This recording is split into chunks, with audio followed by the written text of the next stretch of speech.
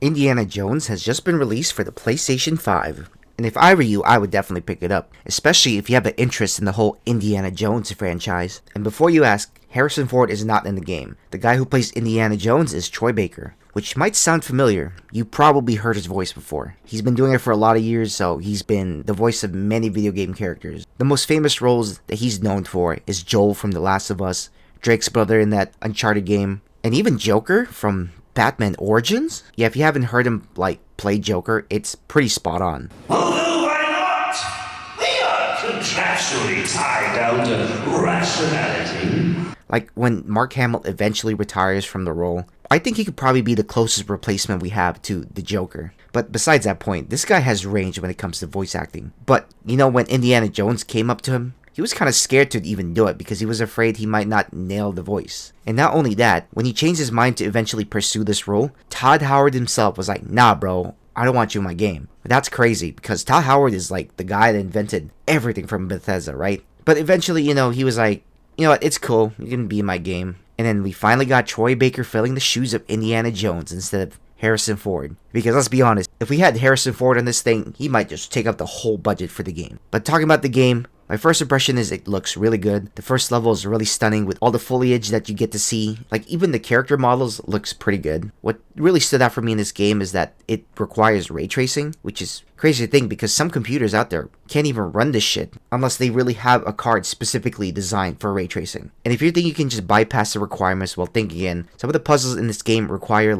ray tracing. Like, there's this one specific puzzle I can think of where you have to aim like a beam reflected from the outside, which I thought was pretty cool. Like, it was a very creative puzzle and a great use of ray tracing. It reminded me of some Indiana Jones puzzle, from the movies. And I don't think that would have been possible if we didn't have ray tracing. Some of the characters too got a little bit more of a dramatic appearance because of ray tracing. Like the villain you fought through the game, I forgot what his name is, but he has that really creepy evil smile. And thanks to ray tracing, it looks a lot more sinister. Just because of the added effects that ray tracing does for the scene. And speaking of puzzles, the puzzles in this game aren't very difficult. If you just grind it out and just try every little combination, you should be able to get it, which is good because the point of a puzzle is to make you feel smart when you solve it, right? So if they make it too difficult, then it defeats the purpose of adding it in the first place. You might as well just skip it. Well, in terms of combat, the combat was a hit or miss for me. When the combat is just you throwing hands to beat the fuck out of people, it's lit. They really nailed the sound effect when you're fighting people, it's pudgy and just hits the soul correctly when you knock someone out.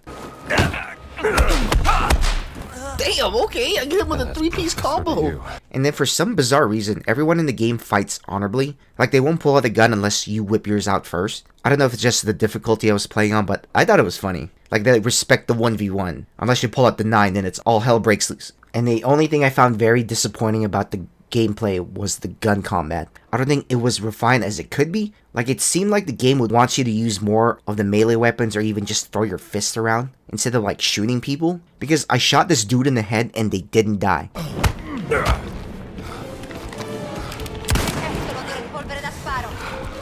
He took a fucking headshot.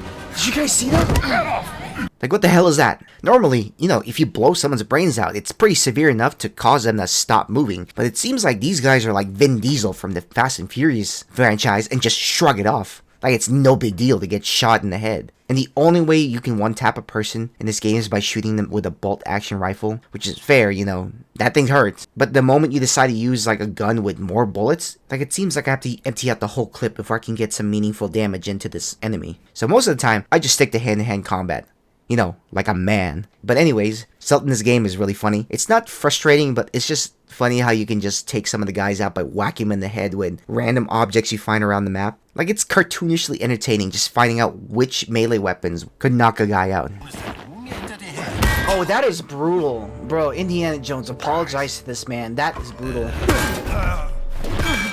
And what's even funnier is that your partner in this game isn't completely invisible to the enemy. So, let's say she gets into a fist fight, right? You can just watch from the shadows and enjoy a free boxing match. And as you know, Indiana Jones has his famous tool, which is the bullwhip. And it becomes your best friend in this game, because you can use it to climb stuff, break things, or even swing across gaps. And the most useful feature is whipping dogs away, because, the poor doggos have sensitive ears. And you can also use it to obviously disarm your enemies if they pull out the Draco on you. It's very versatile. Sometimes it gets distracting when you're supposed to sneak around and you hear this loud ass whip that's just cracking everywhere. Like, you know, when you crack a whip, it's like loud. We're talking about it's 148 decibels. It is capable of breaking the sound barrier. 140 decibels is the same loudness as a gunshot or firework. So the fact that these dudes don't acknowledge a loud crack when he climbs stuff is just so funny to see. I mean, I could nitpick that, but it's just, you know, it's Indiana motherfucking Jones. He probably has a silencer on that whip, so I'm not gonna question it. I will say there are plenty of moments where the game just forces you to accumulate money in order to, like,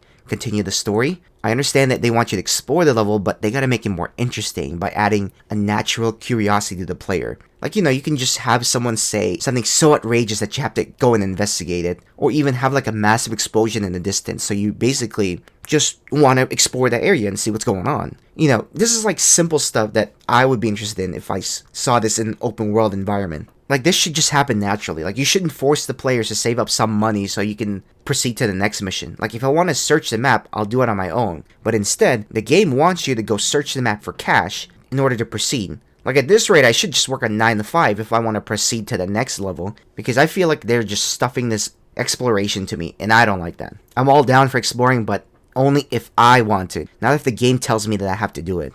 $800? You gotta be fucking kidding me. 800? That's cheap to you? Bro, I'm trying to liberate your whole village. You can charge me $800 for this?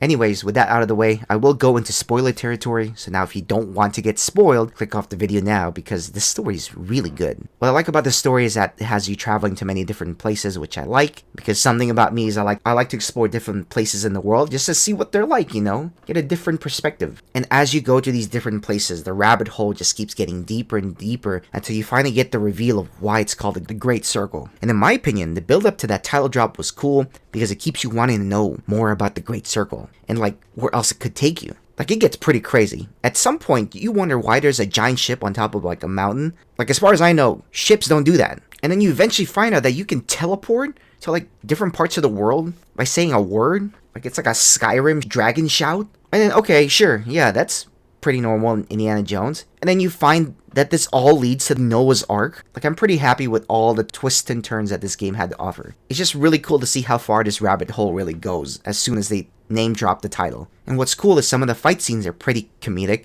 Like, you know how Jackie Chan would incorporate some fight choreography with like comedy? There's this one fight scene you guys might like if you're a fan of that type of style of fighting. If you're a fan of like Spielberg's movies, you can definitely feel like this Spielberg type with the whole ass story. As someone who grew up watching those movies, I particularly enjoyed that because that's what I grew up on, so I kind of like the tone that the game set out. My only gripe with the game is that they didn't use the Indiana Jones theme song enough. I mean, it's a minor complaint because I understand they didn't want to just spam it, but come on, man. This is Indy's motherfucking theme song, and they're gonna use it sparingly? Like, the only time I really got to hear it was like towards the very end of the game. Like, when he was having those crazy-ass adventures or when he was winning the fight, that's when I feel like the theme song should have kicked in. I don't know if this is a copyright issue or whatever, but in the next game, if they do decide to make one, spam the fuck out of that song. I like that song. It's so iconic. I'm pretty sure everyone on the planet knows that song. So, next time, just spam it. I want it. It's a good song. Well, anyways, to summarize the game, the story's amazing, the graphics look stunning, and is complemented with the pretty good gameplay. It's not the best, but it will get you interested enough to get you reeled back by the story because it's just that fun. Well, anyways, guys, if you guys liked the video, go and hit like and subscribe, and then I'll see you guys on the next one.